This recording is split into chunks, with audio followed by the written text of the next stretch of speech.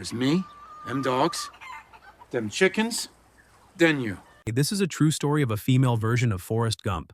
In a small remote village in Nova Scotia, Canada, lives a woman with a tragic fate, Maud. During her childhood, she suffered from polio, and although she recovered, she was left with lasting effects in the form of arthritis, which forces her to walk with a limp. She endures much discrimination. After the death of her parents, Maud is taken in by her aunt, but she finds neither love nor warmth in the household.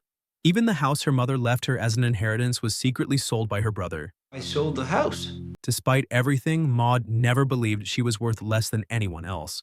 One day, she accidentally learns that a fisherman in the village, Everett, is looking for a live-in housekeeper.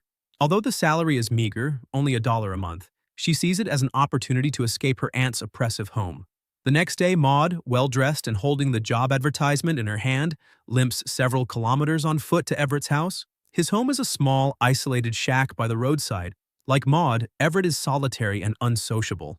Abandoned by his family, he grew up in an orphanage. He has a rough character and little education, and he looks down on Maud, seeing her as weak and fragile.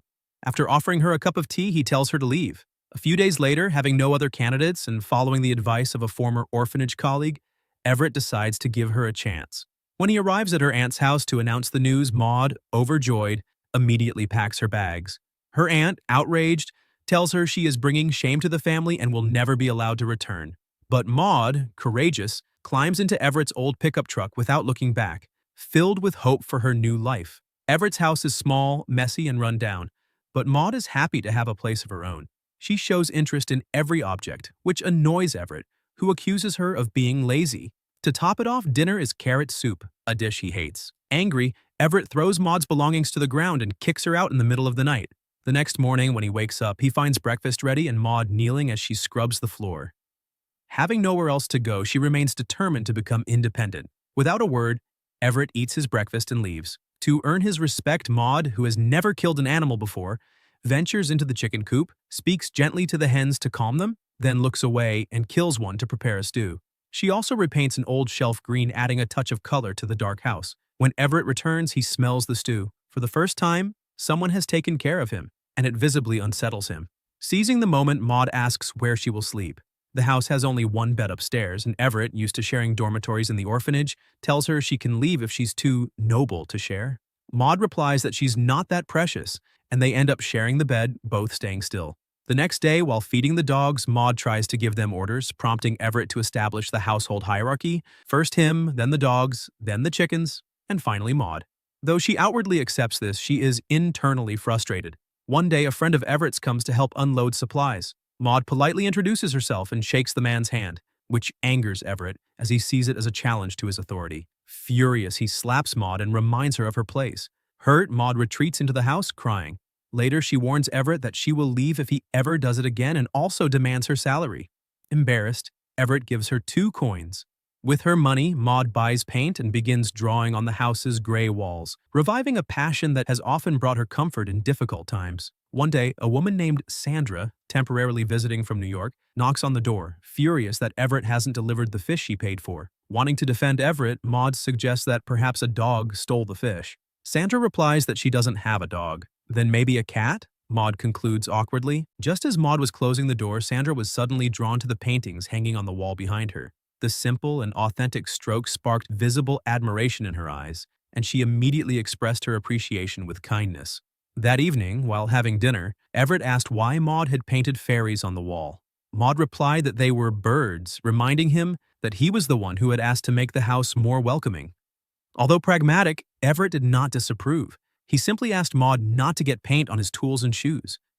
Maud had not forgotten the fish incident. Tactfully, to preserve Everett's pride, she suggested that keeping track of everything from memory could be difficult and that, thanks to her writing and arithmetic skills, she could record each transaction on index cards. Everett agreed. Spending their days together, they gradually started accepting one another. One sleepless night, Everett suddenly held Maud in his arms, but she remained calm and asked, "You want to marry me, don't you?" Everett's straightforward response was, "Too expensive." It was then that Maud, for the first time, revealed an intimate wound. She had once had a child, but since the baby was born deformed, she was never allowed to see it, and others had buried it. Everett fell silent upon hearing her story. From then on, Maud accompanied Everett on his fish deliveries.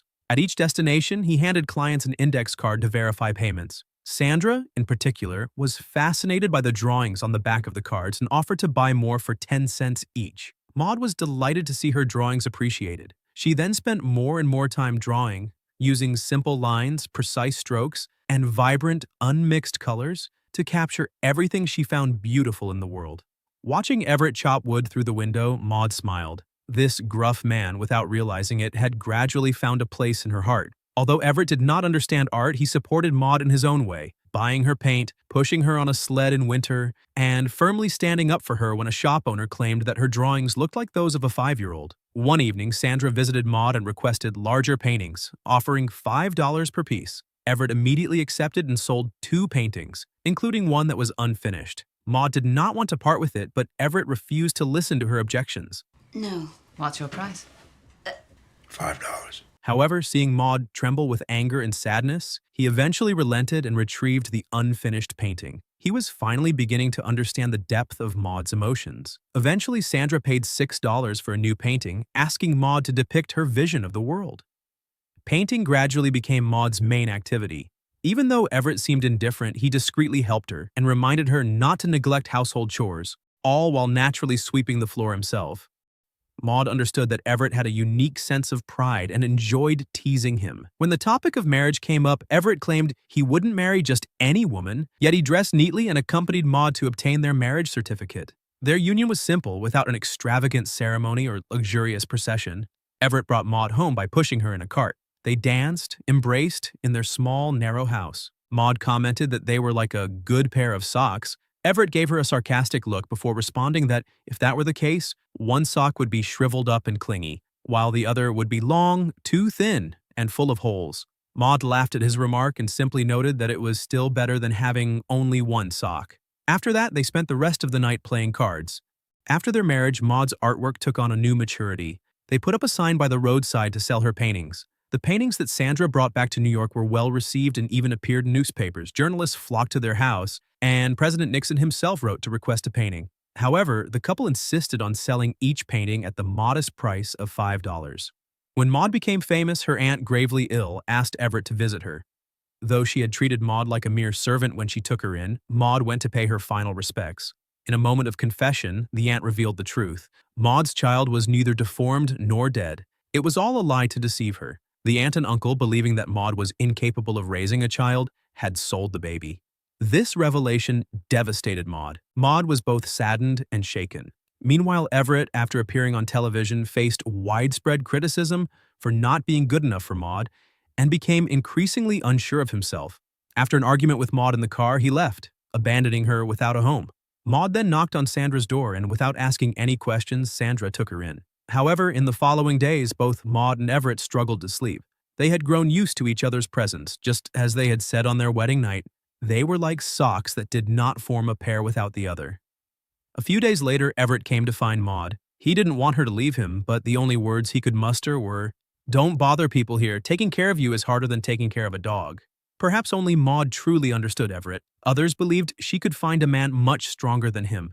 But Maud knew that Everett had given her everything. She would never leave this man. After she got into the car, Everett didn't drive straight home. Instead, he stopped in front of a house. In the garden stood Maud's daughter, now fully grown, with no hunched back or deformities. This was Everett, silent, reserved, but keeping everything about Maud close to his heart. Years later, during the winter, Maud's arthritis worsened to the point where she could no longer walk on her own, and her constant smoking led to emphysema. Both of them knew that God would not grant her much more time.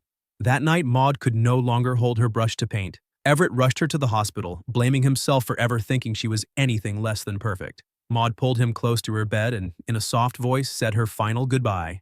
Back in their small, colorful cabin where every corner held traces of Maud, Everett found a metal box on her drawing table. Inside was the very advertisement he had once placed to hire a housekeeper. He had never expected Maud to keep it. His heart filled with deep sorrow as he put away the sign selling her artwork. Everything here would stay with him until the end of his days. Maudie is a 2016 film based on a true story. The main character is inspired by Canadian folk artist Maudie Lewis. She is one of Canada's most beloved folk artists. Despite enduring many hardships, her optimism and innocent touch made her life as vibrant as a fairy tale. One day, a visitor asked her if she was painting spring or autumn. Maud replied, "I put the beauty of all 4 seasons into a single painting. Who wouldn't be moved by such healing words? That's all for today's recap. See you in the next one.